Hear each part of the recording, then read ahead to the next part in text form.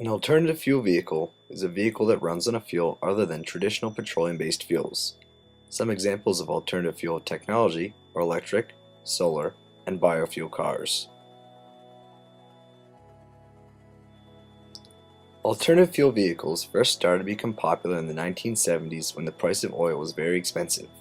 However, in the 1980s, oil prices declined, as did the practicality of such vehicles. In present times, alternative fuel vehicles are becoming more popular due to rapid advances in technology, increased gas prices, and the ever-growing need for America to become more green. Some popular alternative fuels include compressed gases, biodiesels, hydrogen, propane, electricity, and ethanol. Ramp up the availability of ethanol by both Democrats and Republicans. Look at the smile. Ethanol works.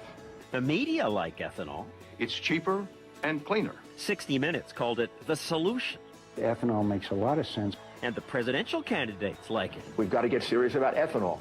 Get serious, they say, because ethanol's cleaner and renewable. It'll slow global warming and protect the environment. Hillary Clinton, Barack Obama, John Edwards, and Mitt Romney all want the government to subsidize the development of ethanol.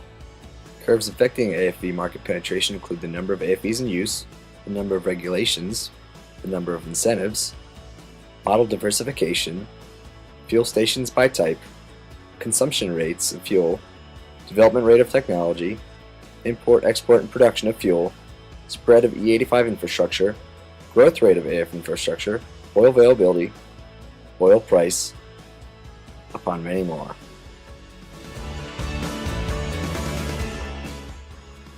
Benefits of studying alternative fuel vehicles include reducing the United States' dependence on foreign oil, reducing harmful greenhouse gas emissions, and some alternative fuels make use of cheaper fuels than those derived from crude oil. Since 1995, alternative fuel vehicles in use in the U.S. has nearly tripled to almost 700,000 vehicles.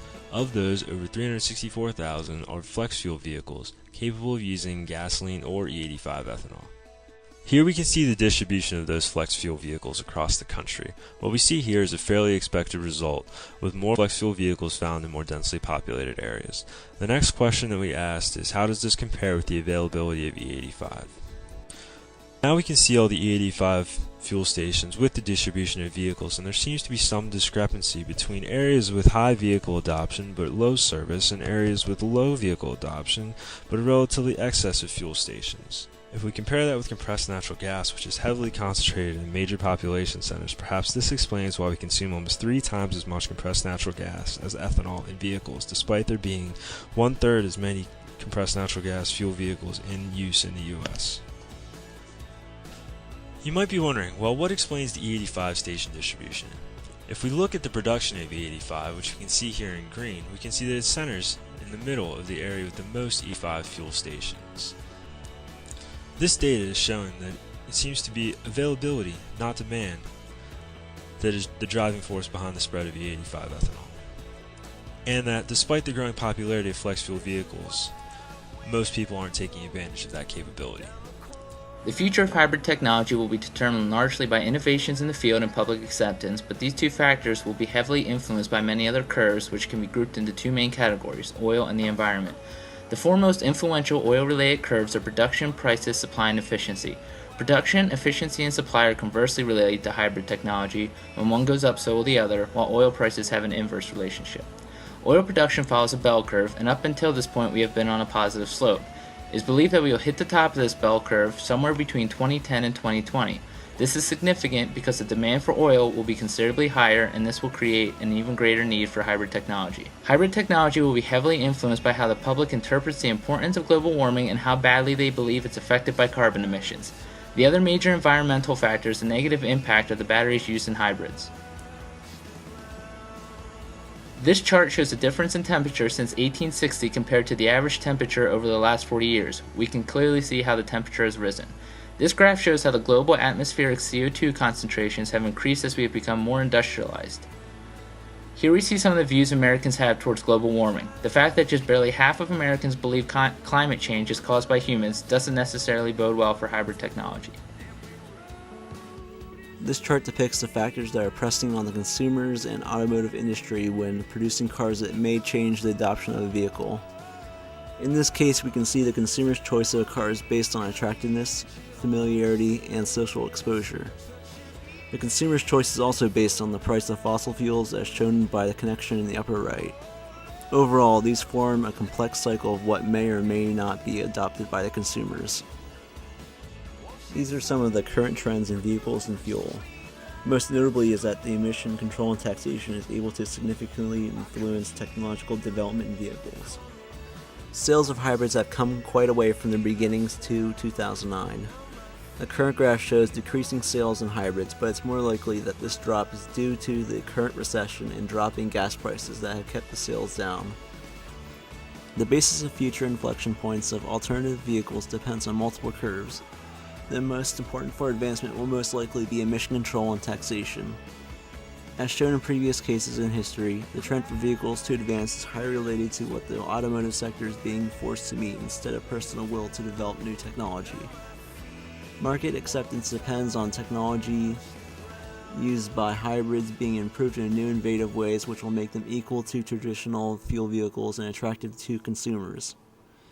Even now, there are numerous new hybrids being developed and many other alternative vehicles that are hoping for the same success as hybrids are achieving in the current market. If improvements are made in fuel economy, performance, and emissions while still improving performance and attractiveness of the car, hybrids will continue to do well in the market.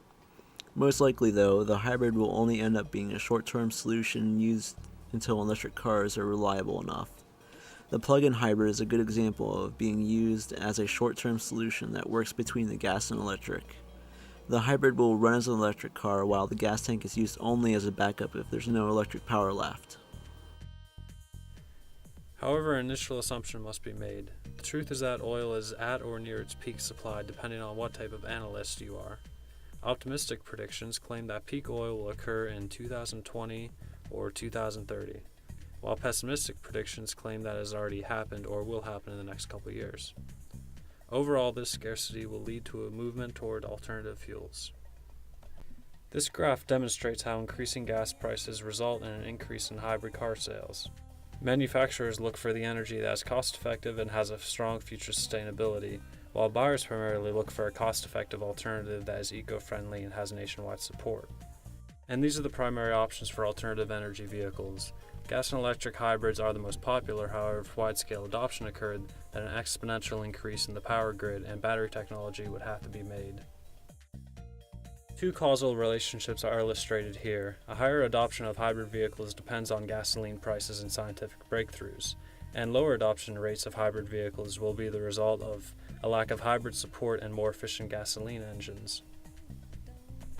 Some current catalysts in the United States are with President Obama's stimulus bill that is supposed to support hybrid technology with incentives and subsidies. Also, Walmart is considering backing ethanol stations at around 9,000 locations, and Japanese automakers continue to make incremental improvements on their vehicles. Findings from a clue detection engine regarding hybrid technology will cause society to wonder what should be done and paid attention to in order to stay on top of the issues. There are several different issues that people should be tracking in order to observe where hybrid technology is headed. These include legislation and green energy funding. Yesterday, the House of Representatives passed a historic piece of legislation that will open the door to a clean energy economy and a better future for America. For more than 3 decades, we've talked about our dependence on foreign oil. And for more than 3 decades, we have seen that dependence grow. We've seen our reliance on fossil fuels jeopardize our national security. We've seen it pollute the air we breathe and endanger our planet. Globalization of green and hybrid technologies, cost of technology, and alternate fuel vehicle penetration. There is a multitude of information out there regarding the issues discussed above. It is people's choice on how much energy and time they want to invest on staying abreast of these issues. The nation is quite divided at this point on the direction to take regarding energy conservation and hybrid technology. There are many uncertainties that can be hopefully solved as a result of people paying attention and giving ideas. One thing for certain is that clue detection engines will assist in predicting a trend outcome for hybrid technology.